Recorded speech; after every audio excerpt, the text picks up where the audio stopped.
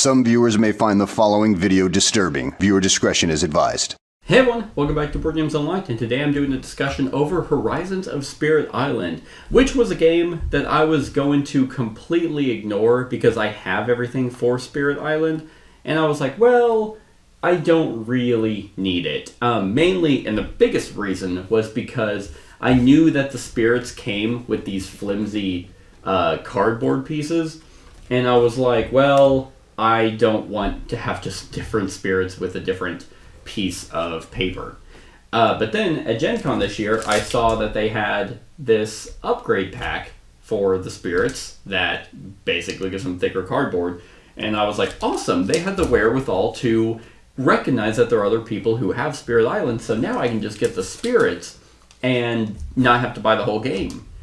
Well, not really. That's just an upgrade for the spirits. Their cards and stuff are not in here, so I basically could have returned that or just buy Horizons. So I bought Horizons. And here I am now. But my initial thoughts of Horizons of Spirit Island was that it was going to be kind of a Jaws of the Lion experience, in that it would ease you into the game so that you understand how Spirit Island works. And either maybe because I've played Spirit Island so much, or because the game is what it is, I don't think it quite does that. There are certain sections of your player board that will be in parentheses that kind of has a rule reminder, like the Devouring Teeth lurk underfoot. It says 1 damage for his innate power. Death approaches from beneath the surface. 1 damage. In the parentheses, it says +1 damage for your territorial aggression special rule. So there are some reminders throughout here. And there is a quick start guide that does kind of tell you, hey, here's how you set up the board, but this is mainly for these 3 spirits. Weirdly enough, this game only plays 1 to 3, which is odd, but I mean, honestly, I think Spirit Island is best at lower player counts anyway. So 3 is not the worst number, but it is odd that they decided to cap it at 3. But they tell you which 3 to use and the invader cards, and then kind of just tell you how a first round should go. This is as good as you're going to get for this kind of game. Now, I love Spirit Island. I think it's one of the best, if not my favorite, cooperative game in terms of just standalone co-ops. Like, clearly I have campaign games that are all cooperative that I have higher than Spirit Island. But if I just want to sit down, crunchy, fully cooperative game, Spirit Island really has no other competitor. But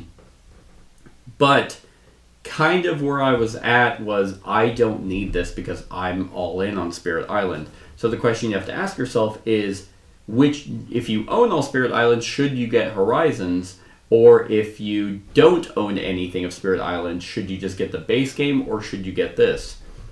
And for those who do have Spirit Island, I'm actually going to try and answer both these questions. For those of you that do have Spirit Island, and you're kind of a completionist, I actually do recommend picking this up for a couple reasons. One, it is a more succinct, condensed version. It's not going to be overwhelming for people when you just pull out a crate of shit and hand them 40 spirits. Granted, you just hand them someone because they do have difficulty levels, but this does have kind of a more simplistic approach, because the board is a static board. It's not going to be randomized of the different board pieces.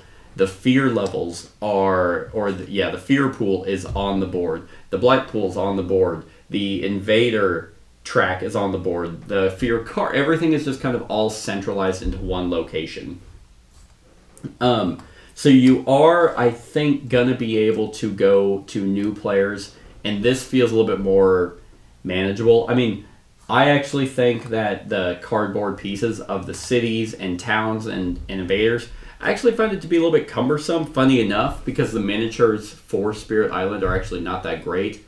But because the board isn't all that big, you can't really stand them up or anything. So whenever you're putting more into one spot, it kind of does get a little bit cluttered. You kind of have to just stack them, which is fine. Like, this spot here has 3 invaders on it, and they're all different sizes, so you do know who is what.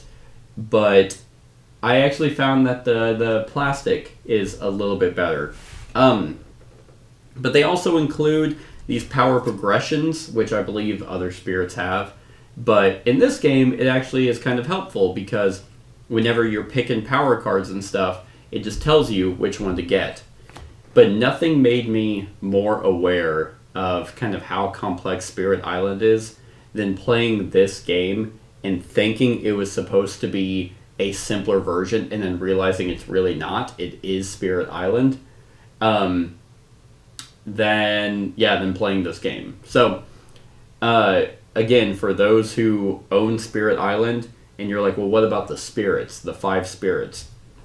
They're amazing. They are no different than all the others in all the other expansions. And by no different, I mean these aren't like simpler versions. It's not like they're losing an innate power or they don't have as high of a presence or anything. They look and play just like spirits, and they are extremely different from the ones that are being played.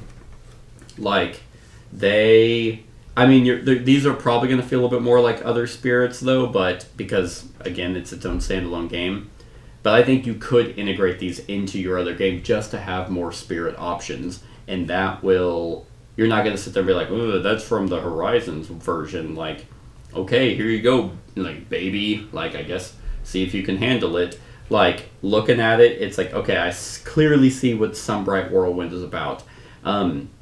Like, in fact, this one specifically stood out the most in terms of being different because it was so much about control. Like, the entire back is, like, slight offense, but super high control and nothing really else.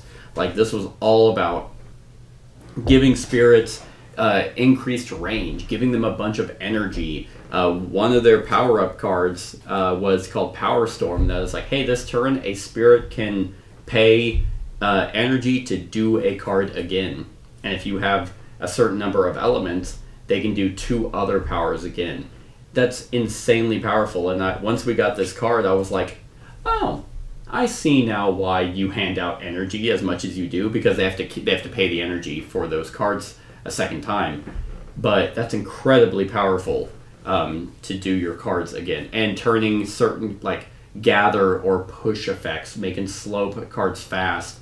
This one is the one that stood out the most in terms of differentiating from the others. But there's also 5 spirits total. The Eyes Watch from the Trees and Fathomless Mud of the Swamp that are both, well, Fathomless Mud is basically even, like balanced across the board, and the Eyes Watch from the Trees have really high, it's funny, it's almost like a signal booster from a phone. High defense, then a little bit lower fear, a little bit lower control, and a little bit lower offense. But then you go to the Devouring Teeth, Lurk Underfoot, insanely high offense, and then Rising Heat of Stone and Sand, also insanely high offense. And yeah, the spirits just feel unique, and they're incredibly powerful, and they feel good in any combination of Horizons. So yes, if you own Spirit Island, I'd say go out and get that, but then probably look for the update pack so it fits with the rest of your stuff. The only thing that sucks is you still aren't going to have certain things, like you're not going to use these tokens. I mean, maybe you will. Maybe you like the tokens a little bit more than the miniatures, so then you might use those instead.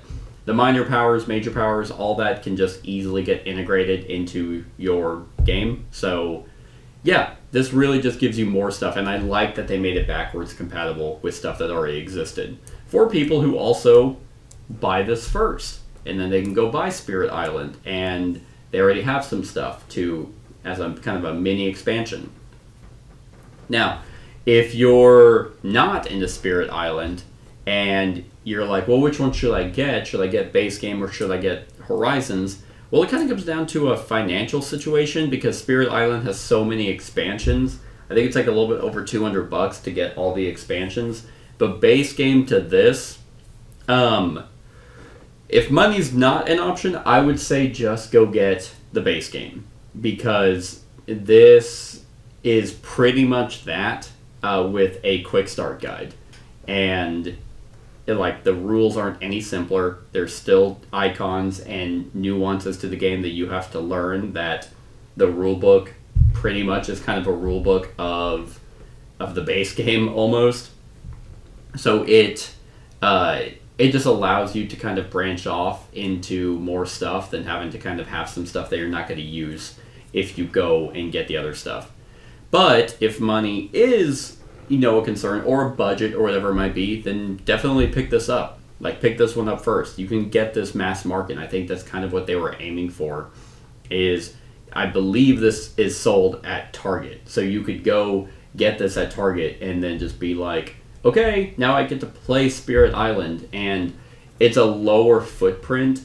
And if you don't end up liking the game, you didn't lose as much money. But if you do like the game, at least you can be like, oh, hey, no, we actually really like Spirit Island. Let's go get the base game and kind of go from there. Because I absolutely love this game. So Horizons is a fantastic experience. It's still so good. It's still just as crunchy. It's not like, again, I'm kind of blown away at how much they were able to keep pure to Spirit Island without making it, without watering it down almost. And this was actually, playing this is the first time I've ever two-handed spirits, because normally I play two-player. If I don't play this solo ever, it's always two players or more. But I played this at two players recently, and I was like, oh, okay, well, let's just see what it's like for this version at 3. So I two-handed two spirits. Yeah, it's a little bit of a lot, honestly. Because there's so much nuance to Spirit Island. There's so much understanding what you can do, what the other players, companions, can do, and trying to figure out the fast and slow movement, when things are going to trigger, how can we set up for different turns, can we move invaders around, can we position them in such a way that one of us can do a mass wipe or whatever it might be, and trying to do that while also managing two spirits for yourself is a little much, honestly. At least it was for me. But eventually we got it. Funny enough, the last game we played, I was just kind of ignoring one spirit. I definitely focused on one more than the other. So all the benefits of the Sunbright Whirlwind kind of went to one spirit that I was able to focus on a little bit more. So kind of turned it into a two-player game, and then the third one was just kind of like, yeah, if those invaders come over to my area, oh boy, are they going to get it. So yeah, again, this is a really great standalone game that kind of does everything you want it to, except, I guess they probably never even came out and said, hey, this is a tutorial for Spirit Island. It's not. It is its own game. But now I kind of have to, and I knew this whenever I bought it, it was like, okay, well, gonna not keep any of this. I'm just gonna kind of piece some of this out. I don't need the flimsy boards. For any of that, I have the cardboard for them, so that's nice. So here's these that I can add to my Spirit Island stuff, and then I just grab all the cards, put them with the rest of my stuff, and kind of toss the other like the board and the tokens. But at least I'm using most of the game. Yeah. So on a scale of 1 to 10, Horizons of Spirit Island is gonna get a 9 for me. There's no reason why this should get anything less, because that means I would have to kind of rate Spirit Island less.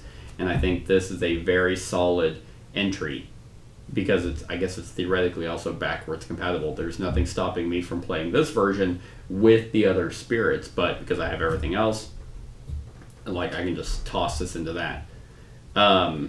And it's also not something being thrown in that kind of makes something obsolete. My other stuff isn't obsolete because this exists.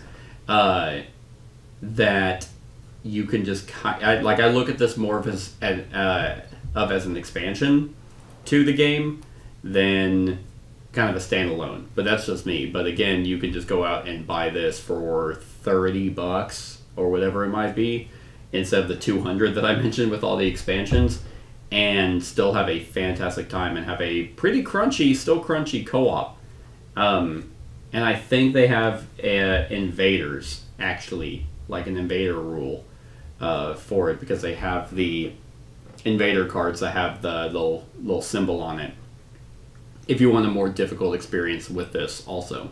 But that is my thoughts on Horizons of Spirit Island. Let me know what you think of it in the comments below. Other than that, like, comment, share, and subscribe, and have a wonderful whatever time of day it is for you. Hey everyone, thank you for watching, and I really hope that you enjoyed the video. If you would like to see more of my content, go ahead and click that subscribe button and the bell to be notified whenever I upload any new content. If you feel like supporting the channel, you can go ahead and click that Patreon link to be taken to my Patreon, and any help is truly appreciated. Other than that, stick around for any other run-throughs or reviews or cool top 10s or whatever I feel like putting on. Other than that, like, comment, share, and subscribe, and have a wonderful whatever time of day it is for you.